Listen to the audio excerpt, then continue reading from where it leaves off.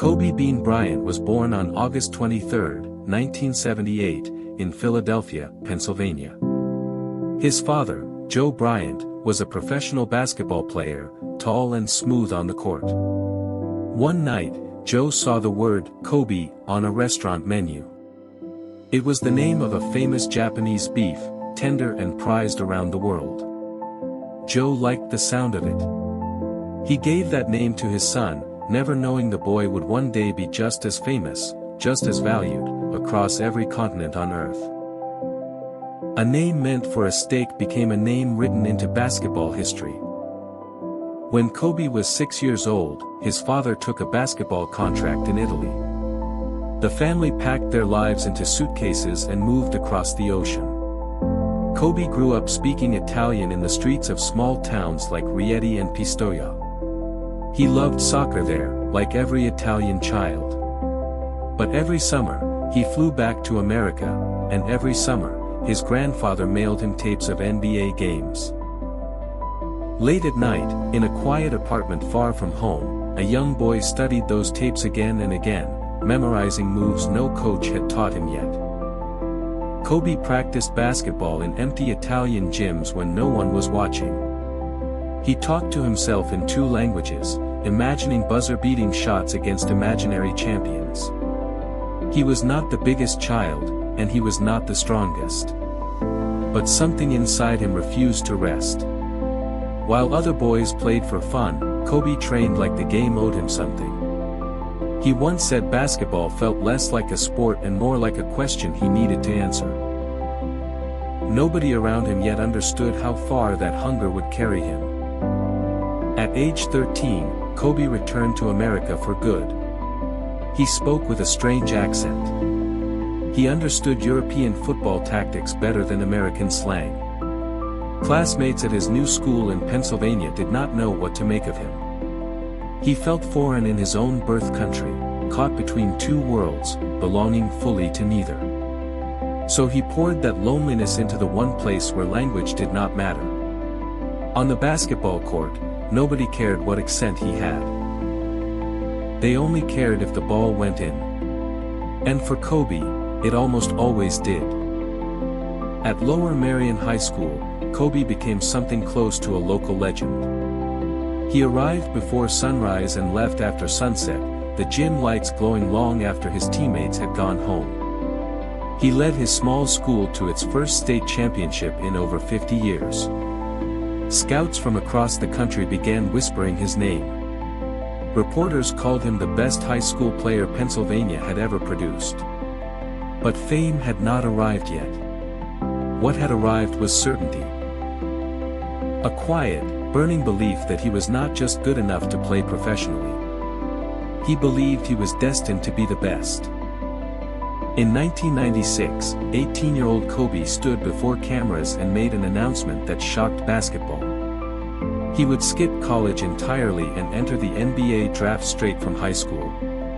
At the time, this path was rare and dangerous. Many young players who tried it failed quietly and disappeared. Coaches questioned his decision. Reporters doubted his readiness. But Kobe had already spent years preparing in silence, in gyms in 2 different countries, for exactly this moment. He was not gambling on his future. He had already decided his future, and now the world simply had to catch up. The Charlotte Hornets selected Kobe 13th overall in the 1996 draft, then immediately traded him to the Los Angeles Lakers.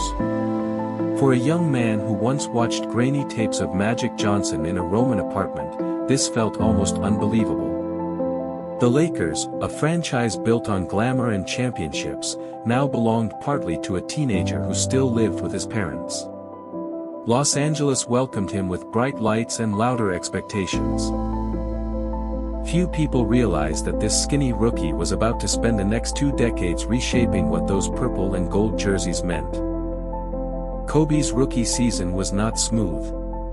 He sat on the bench more than he played, watching veterans control the game he was desperate to dominate. In the 1997 playoffs, given a rare chance, he missed several crucial shots against the Utah Jazz, including ones that could have changed the series. Critics mocked the 18-year-old publicly. Kobe absorbed the humiliation silently. That summer, instead of hiding from failure, he built an entire gym in his own house and shot thousands of practice shots a day. He turned shame into fuel, a pattern that would define his entire career. By the late 1990s, Kobe shared the Lakers' locker room with a giant named Shaquille O'Neal. Shaq was loud, playful, and dominant near the basket. Kobe was quiet, intense, and relentless from every angle on the floor. The two clashed constantly behind closed doors, disagreeing about leadership, about shots, about who truly carried the team. Yet on the court, fire and ice somehow fused into something unstoppable. Coaches and teammates often felt the tension was unbearable. But when the games began, that same tension turned into one of the most devastating partnerships professional basketball had ever witnessed.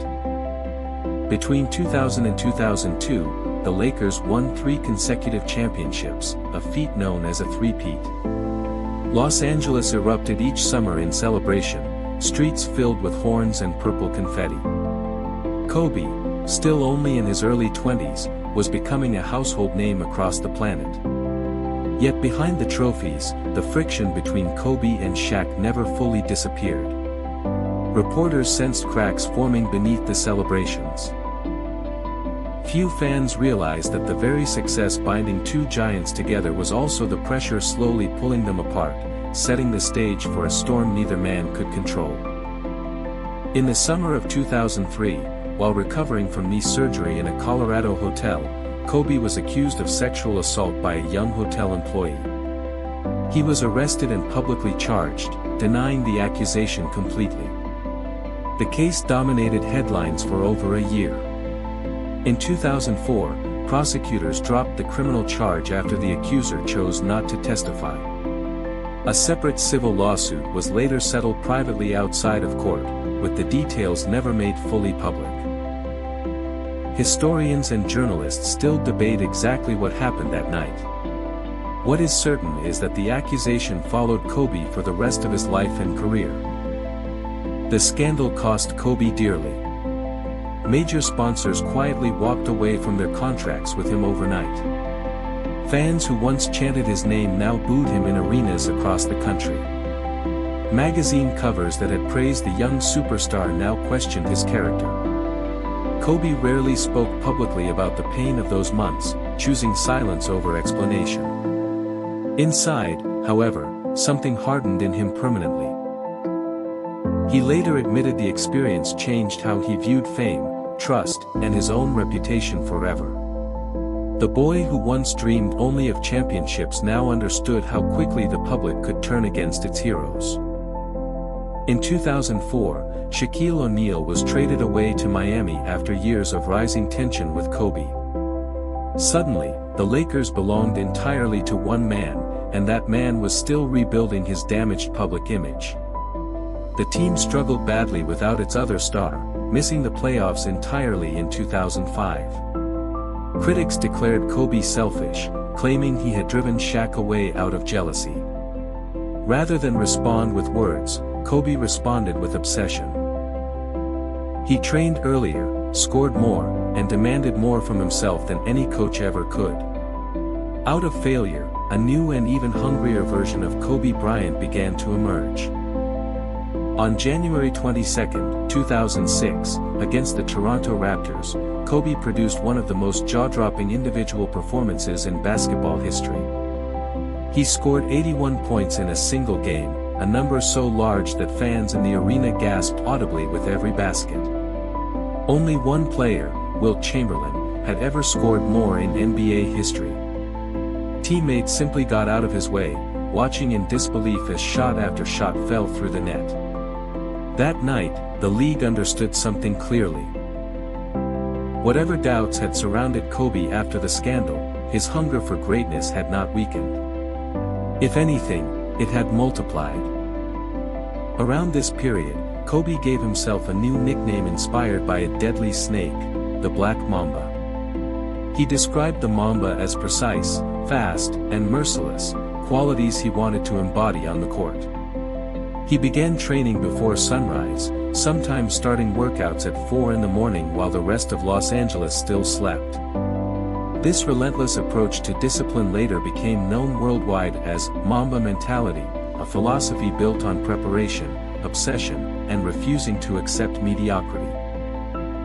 To Kobe, talent was meaningless without suffering behind it. Greatness, he believed, was simply the reward for pain nobody else was willing to endure.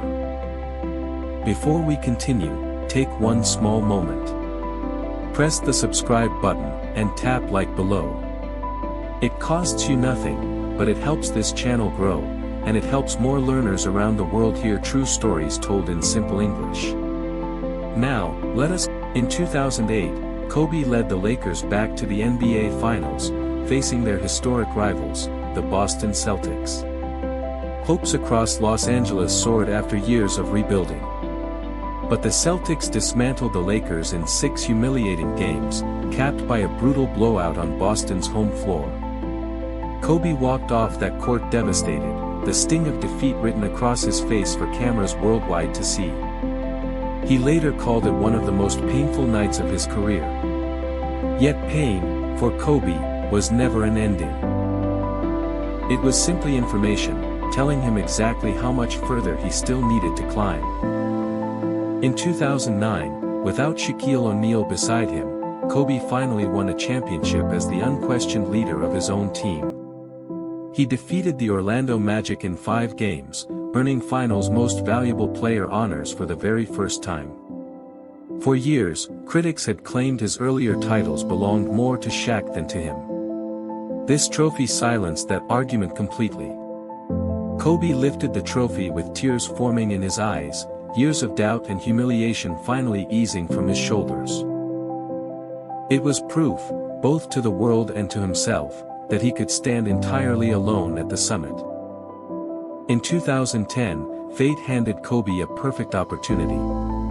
The Lakers met the Boston Celtics once again in the finals, the same rivals who had humiliated them 2 years earlier. This time, across 7 brutal, physical games, Kobe refused to allow history to repeat itself.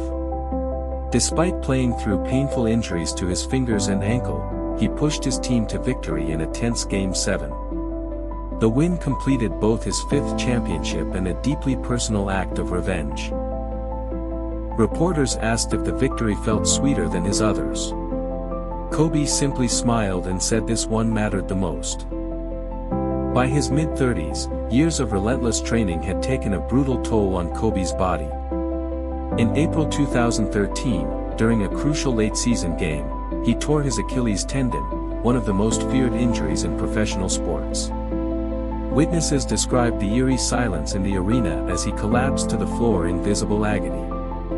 Remarkably, Kobe insisted on shooting 2 free throws afterward before finally leaving the court, refusing to let pain dictate the moment publicly.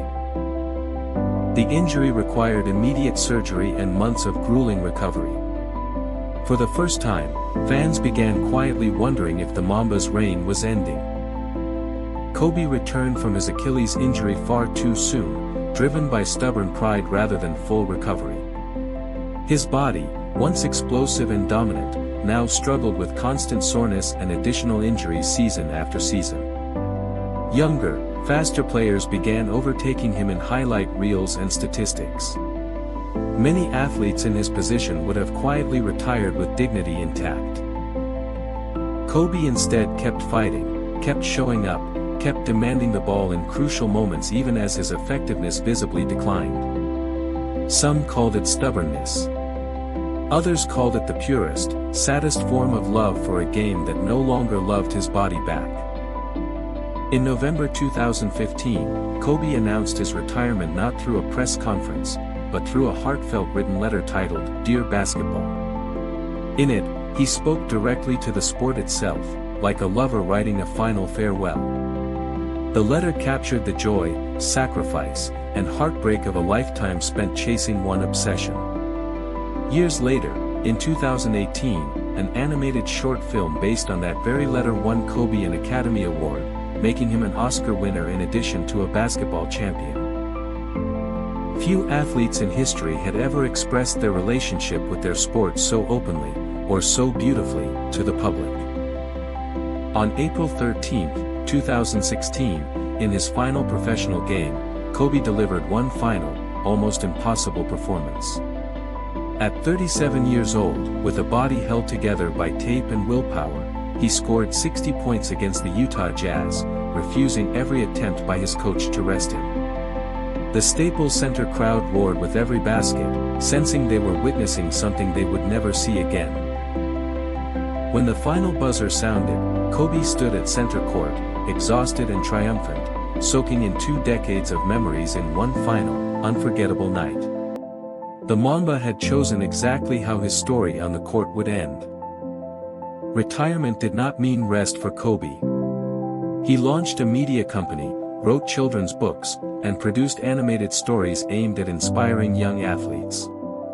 He became deeply involved in promoting women's basketball, often appearing courtside at WNBA and college games, studying the sport with the same obsessive focus he once gave his own career. Former rivals and young players alike sought his advice, calling him Coach Kobe with growing respect. The Mamba mentality he once used purely for personal glory had quietly transformed into something larger, a philosophy he now wanted to pass on to an entire generation. Among Kobe's 4 daughters, his second child, Gianna, shared his obsession with basketball most intensely. Kobe nicknamed her Mambacita, a small, fierce echo of his own legendary nickname. He coached her youth basketball team personally, teaching her footwork, defense, and the same relentless preparation that defined his own career. Gianna dreamed openly of one day playing in the WNBA, and friends say Kobe believed she truly had the talent to get there. Where his sons might have once carried his basketball legacy, fate had instead placed that dream inside his 13-year-old daughter, training quietly beside her father.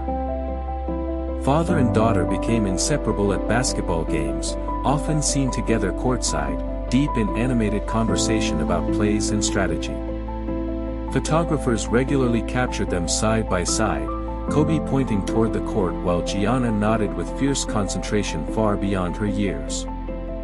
Friends described their bond as something rare even among public figures, built not on fame but on shared obsession over a game they both loved completely.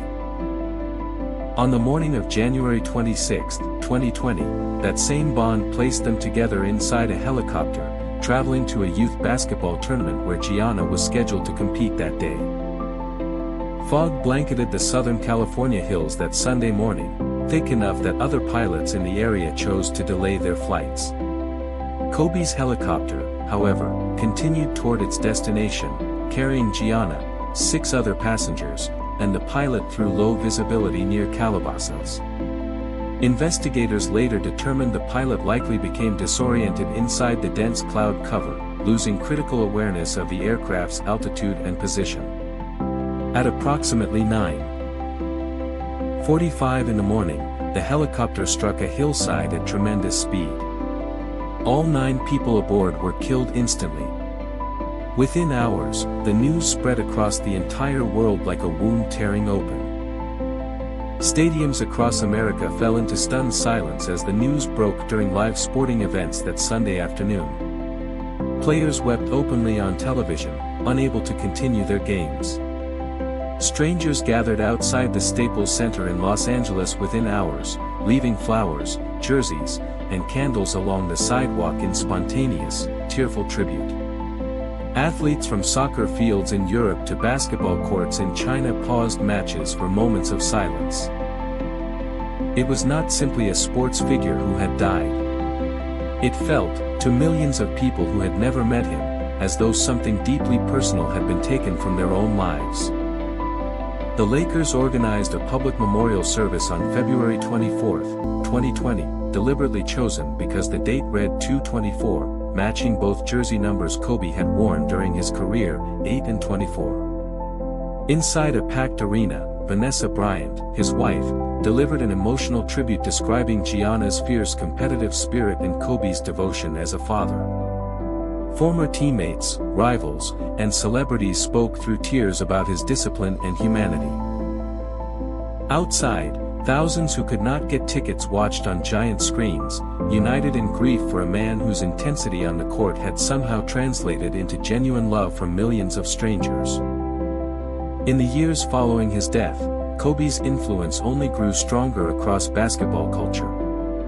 Young players around the world now describe themselves as having Mamba mentality whenever they push through exhaustion or doubt. Statues, murals, and tribute jerseys appeared from Los Angeles to Manila to Beijing. His daughter Gianna's dream of playing professional basketball became, for many fans, a symbol of potential cut tragically short. Coaches now teach his relentless work ethic to children who were not even born during his playing career, ensuring that a philosophy built from personal pain continues guiding strangers toward their own version of greatness. What do we truly learn from a life built on relentless discipline, scarred by public failure, and ended so suddenly in morning fog? Kobe Bryant was never a flawless man. He carried real mistakes, real controversy, and real consequences that followed him honestly through his story. Yet he transformed his pain, again and again, into purpose, refusing to let either failure or fame define his final character. His death reminds us that no amount of championships, money, or fame can shield anyone from mortality's sudden arrival. Perhaps that is the truest lesson the Black Mamba left behind: greatness fades, but how fiercely you loved your purpose never does.